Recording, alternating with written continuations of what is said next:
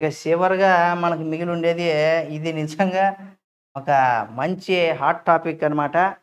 చానామంది మనోళ్ళకి బానే నచ్చుతదేమో. ఇక్కడ 2 పెళ్ళిళ్ళు చేసుకోకపోతే జైలుకే. అందుకే అబ్బోడు చూడు పాపం వాళ్ళిద్దరేమో మామూలుగా ఉన్నారు. ఈడేమో ఏంది నా పరిస్థితి ఇది? ఏం జేయాలి అన్నట్టుగా చూస్తా ఉన్నాడు. లేకపోతే ఏకంగా జీవిత ఖైదు అంటున్నాడు. 2 పెళ్ళిళ్ళు చేసుకోకపోతే ఆడు జైలుకన్నా ఎళ్ళాలి. లేదు జైల్‌లో జీవిత ఖైదుగానే ఉండిపోవాలని గూడా ఒక వార్త. పెళ్ళంటే నూరేళ్ల పంట. 3 ముళ్ళు, 7 అడుగులు, పంచభూతాల మేళతాళాల మధ్య అతిథుల సమక్షంలో నిండు నూరేళ్లు ఒకరినొకరు తోడుగా కలిసి ఉంటామని ప్రమాణాలు చేసుకునేటువంటి వధూవరులు పెళ్లి సంబంధంతో అడుగు పెడతారు. మన పెద్దోళ్ళు పెళ్లి చేసుకున్న వాళ్ళందరూ కూడా ఈ మంత్రాలన్నీ గూడా మన పంతులు చదువుతా ఉంటాడు. అందరికి తెలిసే ఉంటది. పెళ్లి కాని పిల్లకాయలకు గూడా ఇవన్నీ కూడా తెలిసిపోతా ఉంటది. ఎందుకంటే ఇప్పుడంతా చాలా ఫాస్ట్ కదా పిల్లకాయలు. ఆ విధంగా ఉంటది. అలాగే ఏకపత్ని వ్రతం అజాస్మ ఆహ్, ఆజన్మాంతం ఆచరిస్తూ సంసార బాధ్యతలు ఆచరించాలనేది మన యొక్క దేశ ఆచారం. హిందూది అంటే భారతదేశంలో ఎక్కువగా ఎలా ఉంటదంటే, రాముడిని ఏకప్రతివ్రతుడుగా మనం ఏ విధంగా అయితే చేస్తామో, అటువంటిది మనం ఉండాలని కోరుకుంటా ఉంటారు. అయితే భారతీయ వివాహ చట్టం కూడా ఒక వ్యక్తికి ఒకే భార్య అనే నిబంధన ఉంది. 2 పెళ్లి చేసుకుంటే జైలుకు తప్పదని చెప్తా ఉండారు. కానీ ఈ దేశంలో మాత్రం రెండో పెళ్లి చేసుకోకపోతే క్రిమినల్ కేసు పెట్టి జైలు శిక్ష విధించాలంటూ గూడా అదేంటి ఇలాంటి దేశాలు కూడా ఉంటాయనేసి మనకు చానా ఇప్పుడు ఈ వార్త చదువుతానే ఉంటేనే నిజంగానే టైటిల్ చదవంగానే కొంత ఇంట్రెస్ట్‌గా ఉంది. అందుకనేసి ఇది మనకు ఈ టాప్ 10 న్యూస్‌లో లేకపోయినా గానీ దీన్నైతే తీసుకొచ్చే ప్రయత్నం అయితే చేసింది. అందుకే కొంచెం ఇంట్రెస్ట్‌గా ఉంది కాబట్టి తీసుకొచ్చినాం ఈ వార్తని. కాబట్టి ఇటువంటివన్నీ గూడా మనం క్రిమినల్‌గా కేసులు పెడతాం. ఒక పెళ్లి గాకుండా ఒక రెండో పెళ్లి చేసుకోవాలంటే మొదటి భార్య అనుమతి లేకుండా చేసుకుంటే అటువంటప్పుడు కేసులు పెడతా ఉంటారు గదా! కానీ ఈ దేశంలో మాత్రం 2 పెళ్లి చేసుకోకపోతే క్రిమినల్ కేస్ పెడతారు. అంటే 2 పెళ్ళిళ్ళు చేసుకోవాలా? అంటే అక్కడేమన్నా అమ్మాయిలేమన్నా ఎక్కువ? మన ఇండియాలో లేరు గానీ, అక్కడ అమ్మాయిలు ఎక్కువేమో, అబ్బాయిలు తక్కువేమో. అందుకే ఒక అబ్బాయికి ఇద్దరు అమ్మాయిలనిచ్చి పెళ్లి చేస్తా ఉన్నారు. ఇప్పుడు ఇండియాలో గూడా అటువంటి పరిస్థితే. ఒక అబ్బాయికి ఇద్దరు, ముగ్గురు అమ్మాయిలు ఇవ్వాల్సినటువంటి పరిస్థితి కూడా వచ్చేస్తది. ఎందుకంటే రాబోయే రోజుల్లో మగపిల్లలు లేరు. సంఖ్య తక్కువైపోయింది గాబట్టి, ఆడపిల్లల సంఖ్య ఎక్కువైపోతే వాళ్ళేం జేయాలి? లేదా ఆడపిల్లకాయలు సంఖ్య తక్కువైపోతే, మగ పిల్లకాయల సంఖ్య ఎక్కువైపోతే గూడా, ఒక అమ్మాయికి ఇద్దరు, ముగ్గురు భర్తలు గూడా వచ్చేస్తదేమో చెప్పలేము. కానీ దేశంలో మాత్రం రెండో పెళ్లి చేసుకోకపోతే కేసులు పెట్టేస్తారంట. జైలుకి శిక్ష విధించేస్తారంట. అదేంటి ఇలాంటి దేశాలు గూడా ఉంటాయని మనం ఇప్పుడే అనుకుంటున్నాం గదా! దేశాలు డౌటొచ్చేస్తా ఉంటది. అయితే ఈ దేశం గురించి ఫస్ట్ తెలుసుకుందాం. ప్రపంచంలో 2 పెళ్ళిళ్ళు తప్పనిసరి చేయాలని పురుషులకు ఆదేశించిన దేశాలు కూడా ఉన్నాయి. ఈ దేశంలో ఒక పెళ్లి మాత్రమే చేసుకుంటే చట్టరీత్యా నేరం. దేశంలో పురుషులందరూ తప్పనిసరిగా ఇద్దరు స్త్రీలను పెళ్లి చేసుకోవాలి. రెండో భార్యతో మొదటి భార్యకి సమస్య వస్తే ఇద్దరు కూడా జైలుకెళ్ళాల్సిందే. ఇది బాగుండదు. అంటే సవతి పోరు అంటా ఉంటారు గదా! అట్లా రెండో భార్యతో మొదటి భార్యకి ఏదైనా సమస్య వస్తే ఆ ఇద్దరు కూడా జైలుకెళ్ళాల్సిందే.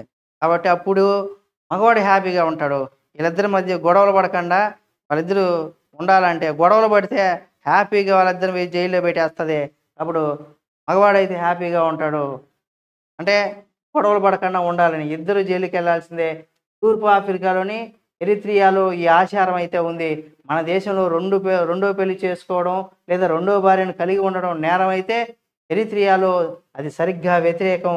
ఇక్కడ ఒక వ్యక్తి ఇద్దరు మహిళల పే వివాహం చేసుకోకపోతే రెండో పెళ్లి చేసుకోనందుకు నిరాకరించితే జైలు శిక్ష తప్పదు. రెండో పెళ్లి చేసుకోకపోతే ఆడు జైలుకి పోవాలంట. అది కూడా చిన్న చితక శిక్ష విధించరు. ఏకంగా జీవిత ఖైదే. ఒకవేళ అప్పుడు వీడు నాకు ఇప్పుడు ఇంక నేను చేసుకోవాలి అని డిసైడ్ అయ్యాడనుకో శిక్ష పడిన తర్వాత. అప్పుడు చేసుకుంటా అంటే మళ్ళీ ఏమైనా విడుదల చేస్తారో లేదో కూడా అది కూడా తెలిస్తే బావుంటది. ఎరిట్రియాలో ఈ విధంగా చట్టం అమలు చేయడానికి ప్రత్యేక కారణం కూడా ఉందంట. ఏంటి అని చూద్దాం. తరచూ అంతర్యుద్ధాలు జరుగుతూ ఉంటాయి. అలాంటి యుద్ధ సమయంలో ఒంటరిగా ఉన్న మహిళలు ప్రమాదం నుంచి విముక్తి పొందలేరు. అందుకే అక్కడ పురుషులు స్త్రీలను రక్షించడానికి 2 పెళ్ళిళ్ళు చేసుకోవాల్సి వచ్చింది. ఆహా! మనం ఎంతసేపు వేరే విధంగా అనుకుంటా ఉన్నాము. ఇక్కడ అంతర్యుద్ధాలు జరిగేటప్పుడు ఏంటంటే, ఆ యుద్ధ సమయంలో ఒంటరిగా ఉన్న మహిళలు ఉంటారు గదా! పాపం వాళ్ళ మీద అంటే శత్రు దేశాలు ఎవరన్నా వచ్చి ప్రమాదం ఉంటుంది గాబట్టి, వాళ్ళ దగ్గర నుండి రక్షించుకోవడానికి అందుకే అక్కడ పురుషులు స్త్రీలను రక్షించుకోవడానికి 2 పెళ్ళిళ్ళు చేసుకోవాల్సి వస్తుంది. మరో ఆసక్తికరమైనటువంటి విషయం ఏమిటంటే, ఇక్కడ స్త్రీల కంటే పురుషుల సంఖ్య చాలా తక్కువ. ఇది మనం ముందుగానే చెప్పుకున్నాం. పురుషుల సంఖ్య తక్కువ కాబట్టే, లేడీస్ ఎక్కువ కాబట్టే ఆ రకంగా గూడా చెప్తున్నారు. అందుకే మహిళలు ఒంటరిగా తమ జీవితాన్ని గడపలేరని, ప్రతి పురుషుడు ఇద్దరు మహిళలను పెళ్లి చేసుకోవాలని గూడా అక్కడ ప్రభుత్వం హుకుం జారీ చేసింది. ఎవరైనా దీనిని తిరస్కరిస్తే కటకటాలకు వెళ్ళక తప్పదు. అలాగే ఏ మహిళ అయినా తన భర్త రెండో పెళ్లి చేసుకోకుండా నిరాకరించే ప్రయత్నం చేస్తే ఆమె కూడా జీవిత ఖైదు విధిస్తుంది. అక్కడ ప్రభుత్వం ఇరాక్‌లో కూడా ఇటువంటి విధానాలు, ఆచారాలైతే ఉన్నాయట. కాబట్టి 100%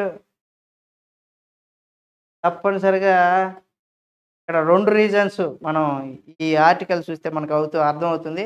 అక్కడ మనం ముందుగా చెప్పుకున్నట్టుగా కూడా పురుషులు చాలా తక్కువ సంఖ్యలో ఉన్నారు. ఆడవాళ్ళు ఎక్కువలో ఉన్నారు.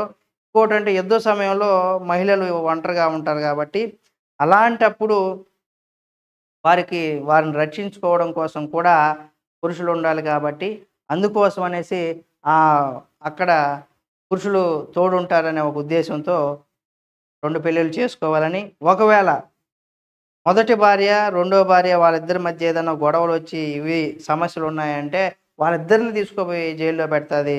అది కాదు అట్లయినా జైల్లో పెడతది. లేకపోతే ఇక్కడ మరొక విషయం కూడా చెప్పుకొచ్చారు. ఇక్కడ మనం చూడొచ్చు.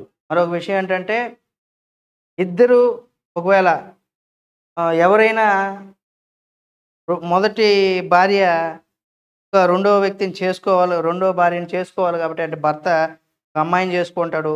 మళ్ళీ వేరే అమ్మాయిని అక్కడ రూల్ కాబట్టి, వేరే అమ్మాయిని పెళ్లి చేసుకోవాలని ప్రయత్నించేటప్పుడు దాన్ని నిరాకరిస్తే కూడా ఆ అమ్మాయికి కూడా శిక్ష తప్పదనేసి కూడా చెప్తూ ఉన్నారు. ఈ రకంగా ఇక్కడైతే మనకి ఉంది.